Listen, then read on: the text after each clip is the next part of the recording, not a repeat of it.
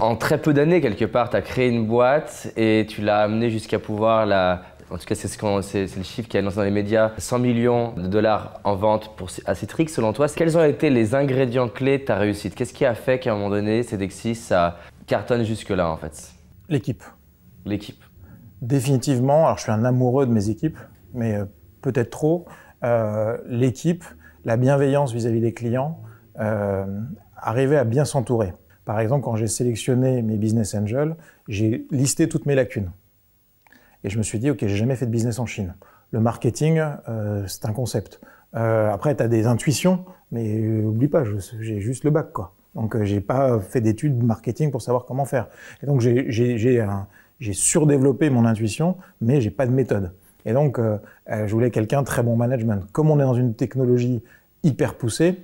Des gens très bons techniquement. Je voulais 2 personnes au moins très bons techniquement, parce que quand tu es la tête dans le guidon, tu vois plus le mur. Et donc, donc j'ai pris l'ancien directeur général en charge des technologies de Mythic, justement. Et puis, Christophe Decker, qui était l'ancien directeur général en charge des technologies au féminin et Smart Ad Server. Qu'est-ce que tu conseillerais pour arriver à se créer? Alors, deux sous-questions. Première question, déjà, comment trouver des collaborateurs clés selon toi? Parce que je vois chez beaucoup de personnes qui sont des TPE, PME que je rencontre dans mes séminaires ou qui viennent me voir, il y a une vraie question autour du recrutement, en fait. Comment constituer la bonne équipe avec des personnes clés, des personnes qui sont de haut niveau? Quel conseil tu aurais? Alors déjà, j'ai fait confiance à pas mal de jeunes. C'est-à-dire que comme je donnais quelques cours dans des écoles de télécom, il y a certains élèves, tu dis pas mal, donc tu les prenais en stage de fin d'année et du coup tu les embauchais à la fin. Au lieu d'avoir des gens très expérimentés qu'il faut, je veux dire, déformer pour les reformer à ta sauce, là, le fait de les prendre à l'école, tu les formes exactement comme tu veux, avec la philosophie, le focus client, le fait de leur faire comprendre que c'est leur boîte. S'ils ont accepté de rejoindre une start-up, c'est pour pouvoir influer sur le futur et pour influer la direction de la boîte. Par exemple, dans les entretiens d'embauche, au début, c'est plutôt des gens que tu connais. Et comme j'étais autodidacte, je me suis retrouvé à embaucher que des autodidactes, sans m'en rendre compte. Et vraiment sans m'en rendre compte. Tu vois, tu te dis, tiens, c'est bizarre. Donc du coup, tu te retrouves avec que des autodidactes et en fait, tu crées une tour qui, au bout d'un moment, commence à vaciller. Et là, je commence à prendre un stagiaire polytechnique, et puis un HEC, et puis un EDEC, et puis machin. Et là, je me rends compte que, en fait, quand tu arrives à créer cette bienveillance, bah, tu crées ça comme un puzzle et les gens deviennent super soudés. Et ensuite, toujours de la bienveillance. C'est-à-dire que dès qu'il y en a un qui commence à troller, donc à dire des méchancetés sur les autres, s'il venait me voir pour commencer à critiquer les autres, ma première réaction, c'était de le blinder de boulot. Parce que s'il a le temps de critiquer les autres, c'est qu'il n'a pas assez de taf. Et après, d'être super vigilant pour, si jamais il y en a un qui va pas bien, mais même perso. J'en avais un, par exemple, qui avait des problèmes avec les impôts. Il avait déménagé, il était débité sur 2 sites différents. Les 2 impôts se parlait pas, du coup il était débité, du coup il avait plus de quoi bouffer, du coup il commençait à être interdit bancaire, du coup il commençait à faire des ponctions sur les salaires. Comment tu veux que le type il soit serein et qu'il bosse sereinement si tu as 2 administrations qui se discutent pas entre elles et que le type il a plus de quoi bouffer? C'est moi en tant qu'employeur qui ai pris réunion téléphonique, je dis mon gars il peut plus bosser parce que vous discutez pas, donc on va discuter à 3 et on va y arriver. Et on a résolu le problème. Donc tu t'impliques un peu trop par rapport à ce que tu devrais, mais tu crées une culture d'entreprise. Tu crées une culture d'entreprise, beaucoup d'entraide. Et une fois que l'équipe, elle grossit, management par l'exemple. C'est-à-dire que j'y allais avec eux tout le temps. Donc j'étais beaucoup sur le terrain. Je les prenais à l'arrière de ma moto et on faisait 5, 6, 7, 8, 9 rendez-vous par jour pour qu'ils s'imprègnent. Rendez-vous commerciaux? Ouais, rendez-vous commerciaux et même des techniciens, des équipes techniques, des avant-ventes ou autres. Je les prenais avec moi et ça a créé une espèce d'université de formation à Paris. Et puis après, une fois que l'université et que les types étaient vraiment bons, je prends le cas de Cyril, stagiaire de fin d'études. Après, il a été chouchouter. Alors, chouchouter, on appelle ça customer success maintenant, mais moi, je l'appelais chouchouter. Ensuite, comme il a super bien bossé là-dessus, satisfaction client, sondage, tout va bien, il est passé sales, il performe. Puis à un moment, il me dit, tu sais, j'ai ma copine qui est en Irlande, moi, je suis à Paris. Entre les deux, il y a une espèce d'île où il roule du mauvais côté de la route. J'aimerais bien aller là-bas. OK, go. Et le gamin, il y va, il a développé l'Angleterre, l'Europe du Nord, toute la Scandinavie, extraordinaire. Et c'est un exemple, c'est plus moi qui deviens l'exemple au début, c'est lui qui devient l'exemple en disant, mais attends, regarde ce qu'il a réussi à faire Cyril, regarde ce qu'il avait réussi à faire Gunnar, etc. Et tu arrives à créer cette solidarité entre les équipes. Et après, tu rajoutes comme une cerise sur le gâteau, bien sûr, la rémunération. Et la rémunération, j'étais un peu, on va dire, communiste dans l'âme, c'est-à-dire que un sales, par exemple, il a un fixe et un variable.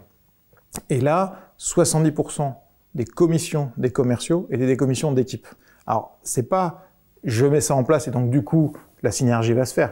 Il y a déjà la synergie, mais pour éviter qu'il y ait une scission dans l'équipe, eh ben, c'était la cerise sur le gâteau pour faire que tout soit soudé du début à la fin. Il n'avait aucun variable personnel ou aussi quand même? Si, 30%. Donc 30%. Non, il avait 50-50, 50 de salaire fixe, ouais. Et sur les 50% de variables, il y avait 70% qui étaient des coms d'équipe et 30% qui étaient propres. Mon job, c'est quand même d'anticiper, quoi. Et donc, si jamais le candidat, enfin la personne commence à péter les plombs ou ça va plus, il faut quand même que tu trouves un motif pour pouvoir t'en séparer. Et pour des commerciaux, c'est compliqué, sauf s'ils n'atteignent pas leurs objectifs.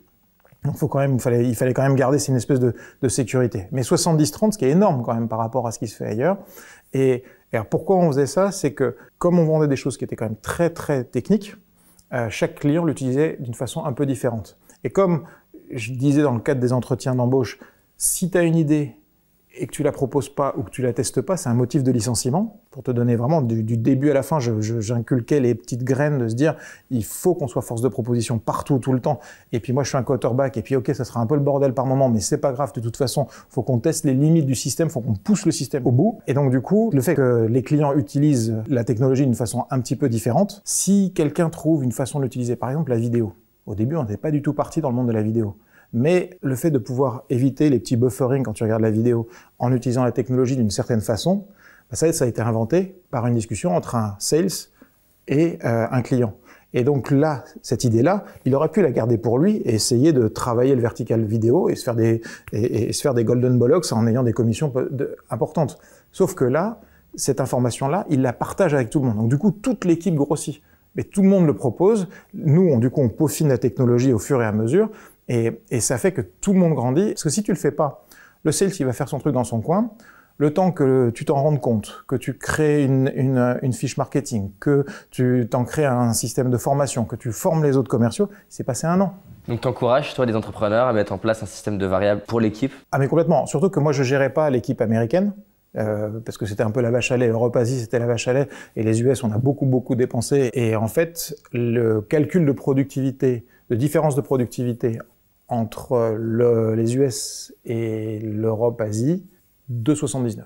Ouais, donc en France, 2,79 fois plus les productives. Équipes, ouais, 2,79 fois plus productives, donc générant plus de chiffre d'affaires par tête que les équipes américaines. Et entre autres, toi, tu expliques ça par cette mise en place? J'explique ça par le soudage entre les équipes et la bienveillance entre les équipes. Et tu vois, à un moment, il y en a un qui commençait à troller les autres, tu lui donnes plein de boulot, ça marche pas, machin, tout ça. Et à un moment, malheureusement, tu dois t'en séparer.